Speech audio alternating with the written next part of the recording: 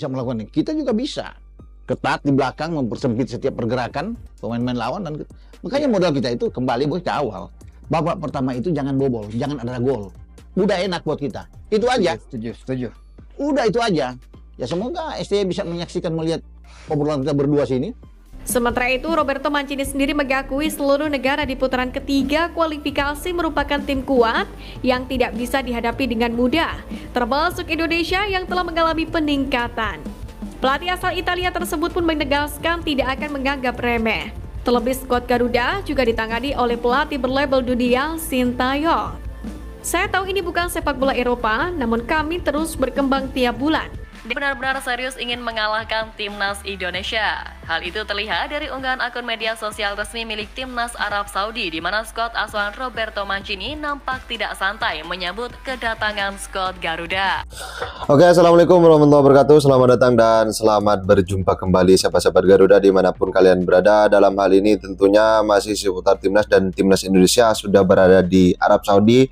Lebih tepatnya sudah bertandang ke Jeddah, dan dimana di situ juga timnas Indonesia akan menghadapi euforia yang luar biasa. Dan kita sebagai supporter, mari kita tetap satu padukan, satu suarakan bahwa timnas Indonesia semoga bisa meraih hal yang positif, dan tentunya dengan harapan bisa mencuri poin di sana di King Abdullah Sport City Stadium ketika melawan Arab Saudi.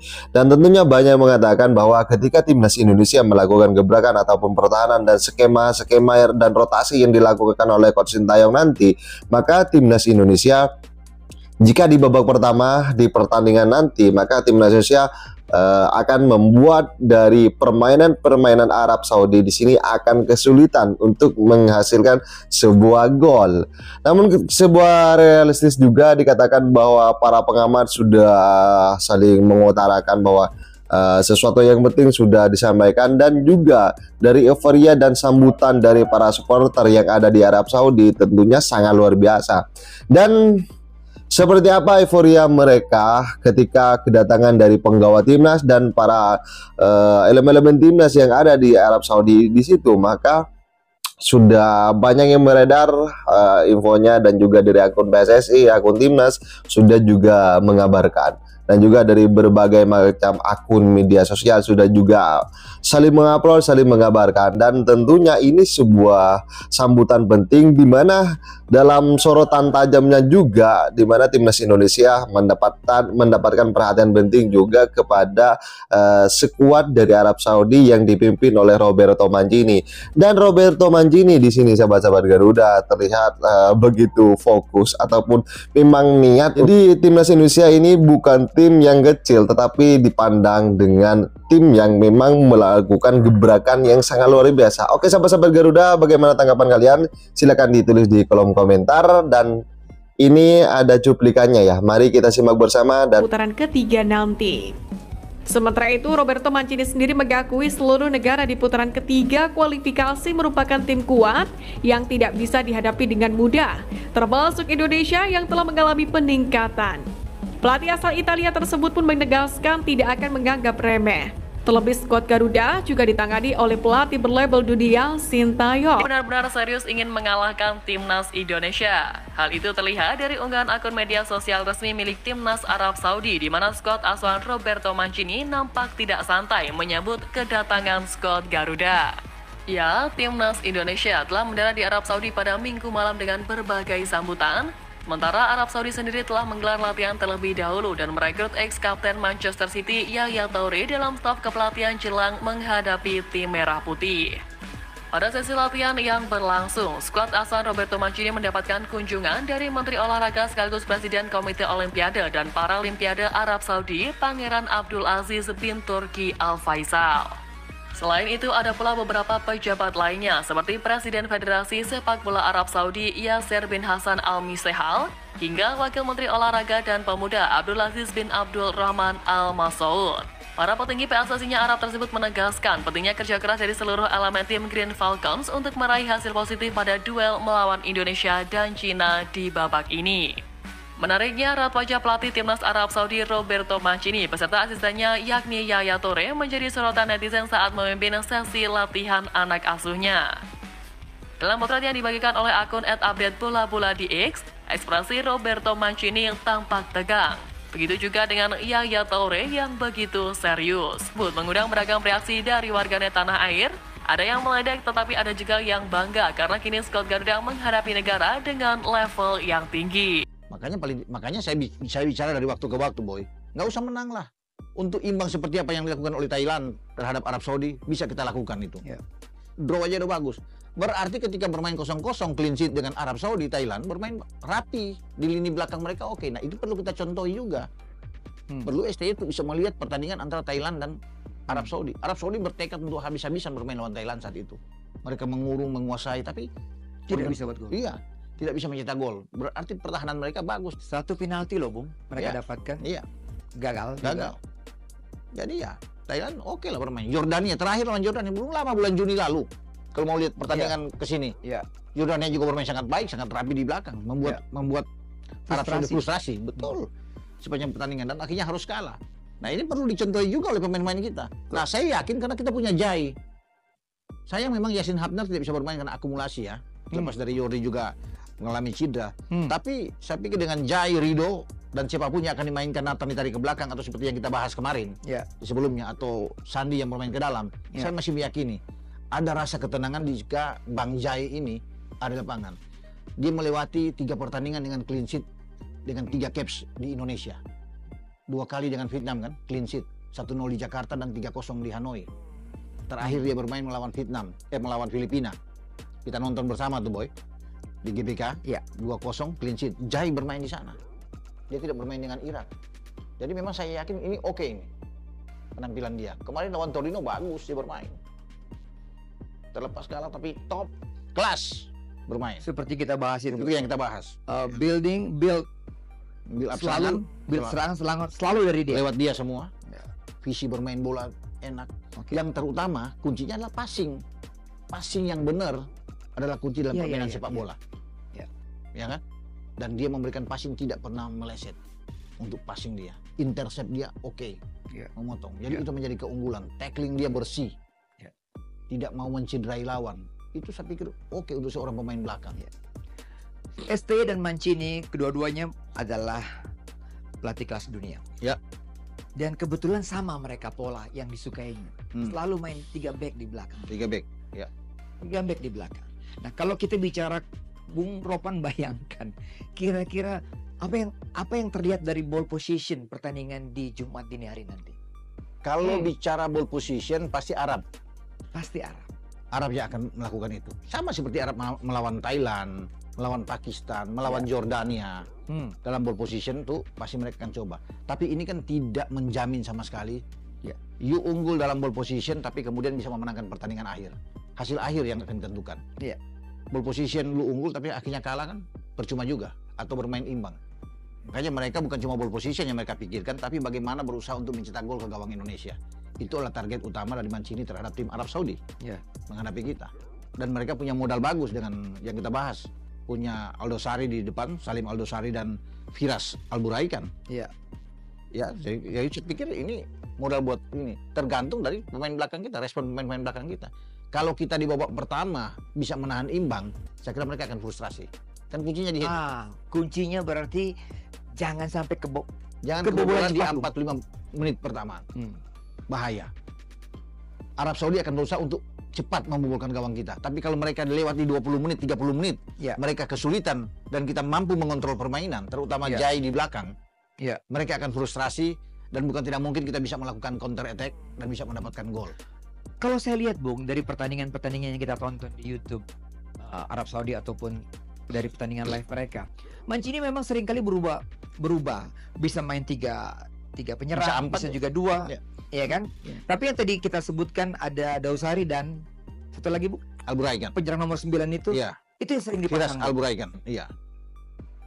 Berarti, Abulaihi juga di tengah bagus ya. berarti antisipasi bola-bola atas karena Crossing. Tapi kita menguntungkan karena Jai kan tinggi ya di belakang. Rido juga pemain-pemain yang kuat dalam heading untuk Itu bisa dia. memotong. Jadi bagus lah kita punya DM yang baik. Kalau mau pilih DM saya pilih Nathan Cho bermain sebagai DM. Kalau memang ada perubahan di belakang, Boy, dengan Sandi lebih ke dalam untuk bermain dengan Rido dan Jai. DM-nya itu Nathan. Bagus. Cara dia ambil pemain box to box dia oke lah. Dia bermain dengan top. Tom yang mengatur ritme permainan. Jadi di belakang itu. Iya. Karena mereka itu memang kuat di dua penyerang yang kita bahas tadi. Tapi Iya. Al-Bulahi juga di tengah bagus. Kalau bisa melihat mereka punya Mokhtar, punya Al-Harbi. Mukhtar ya. Ini pemain-pemain yang bagus di tengah. Jadi inilah tugas dari Jai, dari Nathan untuk bisa bertarung. Verdong juga yang akan didorong lebih ke depan. Di sini mungkin ada Asnawi, kita tidak tahu. Iya, Yang akan memainkan. Tapi yang saya bilang tadi, Mokhtar dan Al-Harbi, Al-Bulahi juga pemain-pemain yang oke Iya. di tengah. Makanya mereka akan coba mengontrol di tengah. Jadi Bung, pertarungan di lini tengah ini sengit sekali nih. Iya. Ya kan? Haye, Jenner, Verdong, mungkin Asnawi Iya. akan bertarung dengan Sami Al-Najeh, Mukhtar Ali tadi, Mokhtar ya. Salim Al-Dawsari, Ya betul. nomor punggung 10. Bagus Ngeri juga nih, ya. Bung. Al-Harbi juga bagus. Gareth pemain-pemain yang top yang ada di Arab Saudi. Dan Mancini itu tidak akan terpaku. Kalau kita kan STY begini, STY itu bermain dengan 3-4-3. Ya. Ya. Pola lain itu agak sulit untuk dia kembangkan walaupun bisa. Mancini kan bukan cuma dengan 3 back, dia bisa bermain dengan 4 back. Bagus. Tapi lebih sering 3, Bung. Iya, Iya. dia bisa bermain dengan 4-2-3-1, bisa dilakukan itu. Ya, dengan Al-Buraiki yang ada di depan atau Aldo Sari yang ada di depan bisa Iya, dilakukan. iya, Atau iya. bermain dengan 4-4-2 bisa dia lakukan. Mancini karena mereka punya back bagus selain penjaga gawang All Owais, mereka punya Hamid, Lajami, Kades dan Al-Ghanam. Ini 4 back yang saya pikir kuat yang terakhir ditampilkan melawan Pakistan atau melawan Jordan kemarin. Iya. Ya, itu masih bisa berubah tapi itu nama-nama yang saya pikir masih akan dimainkan oleh Mancini di saat akan menghadapi Indonesia. Itu yang kita akan lihat. Mereka punya back sayap juga yang bagus. Hamid dan Al-Ghanam ini harus cepat diantisipasi oleh Asnawi di kanan ataupun dengan Verdong akan head to head. Mereka punya kecepatan di sisi flank. Iya. Dengan dua ini yang saya bilang. Jadi memang Hamid ini harus cepat. Nah, itu ya kalau bicara crossing, Hamid dan Al-Ghanam ini akan memberikan banyak crossing karena mereka membangun manuver cepat untuk bisa mendukung serangan. Iya. Ya itu yang kita bisa lihat nantinya. Tapi semua tergantung dari siapa pemain belakangnya akan mendampingi Rido dan Jai. Di 3 itu kan yang menentukan. Ya. Nah, saya perhatikan ketika melawan Oman, mereka kebobolan. Juga melawan Yordania. Saya perhatikan, Bung, bahwa dari counter attack, Bung. Iya. Artinya ini kesempatan buat kita karena kita juga punya kecepatan dari 3 pemain depan kita dan juga dari flank. Iya. Ini dilakukan oleh Oman, Yordania, dan juga Tajikistan, Bung. Jadi memang untuk mengalahkan Arab kebobolan juga. betul. Untuk mengalahkan mereka memang salah satu jalan adalah counter attack. Serangan balik itu yang paling penting dan kita akan pasti kalau bisa melihat itu kita akan banyak melakukan dari counter attack. Iya. Menunggu serangan lawan, Iya. kemudian kita counter ke mereka. Kita punya Verdong di kiri yang cepat, boy. Yes. Punya Asnawi yang bisa membantu ya. Iya. Tidak tahu kalau Sandi akan bermain di sana tapi kita punya ini. Kita Struik dan Ragnar pun bisa melakukan. Ragnar Iya. bisa bermain, Marcelino bisa bermain dari sisi sana ya. Masih punya kesempatan terbuka buat kita untuk bisa melakukan counter attack dan mencetak gol. Makanya dalam pertandingan melawan Arab kalau kita bisa seandainya pemain-pemain depan kita bisa mencetak 1 gol aja, Nyolong 1 gol. nyolong 1 gol, itu yang bagus buat kita, merusak konsentrasi pemain-pemain Arab untuk bisa bertarung melawan kita. 1 gol kita butuh. Ini enak buat kita. Pasti mereka akan bermain lebih terbuka lagi kan? Iya. Untuk mengejar ketinggalan. Nah, kita counter lagi ke mereka. Yang penting semua tergantung dari STY untuk bisa memainkan taktik dia di belakang. Iya. Mencoba melihat usia dari pemain belakang Arab Saudi. Tadi kita sebutkan bahwa nomor punggung 5 itu Ali Al-Bulaihi Iya, Bulai. dan juga ada Hasan Kades. Iya. 34 tahun, Bung. Kades. Dan 31 tahun. Mungkin yang masih muda adalah Ali Lajami yang juga sering dipasang oleh Lajami. sering dipasang oleh Mancini. Iya. Artinya pemain-pemain kita yang masih muda-muda, Bung, umur 20 tahun yang punya speed, punya power, bisa dong. Dan rata-rata pemain kita kan usia muda semua, boy. Kalau bisa dikatakan. Iya. Ya mungkin yang paling tua ya mungkin Tom Haye. Ya. Di antara tim kita. Ya. Selebihnya kan di bawah 27. Iya. Yang bermain. Bagus. Oke banget kalau bisa dikatakan bermain melawan Arab, punya kecepatan semua. Dan banyak juga pemain kita dari U23. Rido, Marcelino, Nando kan semua dari sana untuk bisa bermain. Ada Rafael, ada Ivar, ada Nathan kan ada U23 semua yang bisa bermain. Jadi memang modal kita punya kekuatan, punya kecepatan dari pemain-pemain muda kita.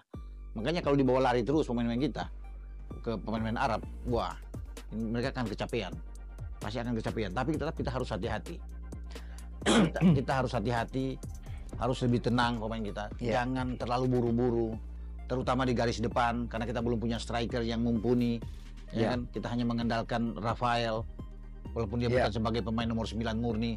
Tapi kita tetap harus tenang, memanfaatkan setiap momen kesempatan itu dengan baik. Kalau kita bisa memanfaatkan setiap kesempatan terbuka depan gawang untuk menjadikan gol, ini yang enak buat kita, yang bagus buat kita. Oke sahabat-sahabat Garuda, saya rasa cukup untuk informasi saat ini bagaimana timnas Indonesia akan menghadapi Arab Saudi nantinya, dan skema sudah dipersiapkan mulai dari line up ataupun formasi dari kesamaan antara Coach Sintayong dengan Roberto Mancini ini hampir punya kesamaan, baik itu dengan memainkan 3-4-3 atau 4-3-3. Di sini ada kesamaan dalam permainannya. Jadi dua pelatih ini memang pelatih yang betul-betul punya filosofi dari permainan-permainan dalam persepak bolaan, dan harapan besarnya adalah semoga timnas Indonesia bisa mencuri poin dari kandang Arab Saudi yang terkenal dengan sebutan King Abdullah Sport City Stadium, dan stadionnya memang sangat besar sekali, sangat gemuruh sekali ya. Dan juga banyak mengatakan bahwa sebelum-sebelumnya siapapun para tim tamu yang datang itu sulit untuk mencapai kemenangan. Namun timnas Indonesia dengan ambisi besar, dengan skuad yang ada saat ini sudah membuat mereka ketar-ketir.